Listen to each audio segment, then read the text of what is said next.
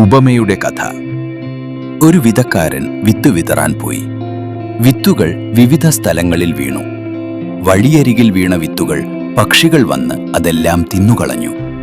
പാറമണ്ണിൽ വീണ വിത്തുകൾ മണ്ണ് കുറവായതിനാൽ വേഗത്തിൽ മുളച്ചു.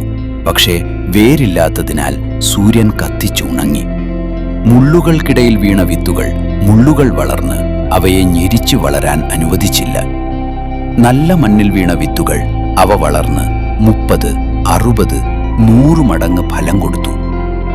അതിൻ്റെ അർത്ഥം, ഈ ഉപമയിൽ വിത്ത് ദൈവത്തിൻ്റെ വചനമാണ്. വഴിയരികിൽ വീണ വിത്തുകൾ കേൾക്കുമ്പോൾ തന്നെ മനസ്സിലാകാതെ ദുഷ്ടൻ എടുത്തു കളയുന്നവർ. പാറമണ്ണിൽ വീണത് സന്തോഷത്തോടെ സ്വീകരിച്ചാലും പരീക്ഷണത്തിൽ വീഴുന്നവർ. മുള്ളുകൾക്കിടയിൽ വീണത് ലോകചിന്തകളും ധനാസക്തിയും കാരണം വചനം മങ്ങുന്നവർ. നല്ല മണ്ണിൽ വീണത് വചനം കേട്ടു മനസ്സിലാക്കി ഫലം കൊടുക്കുന്നവർ.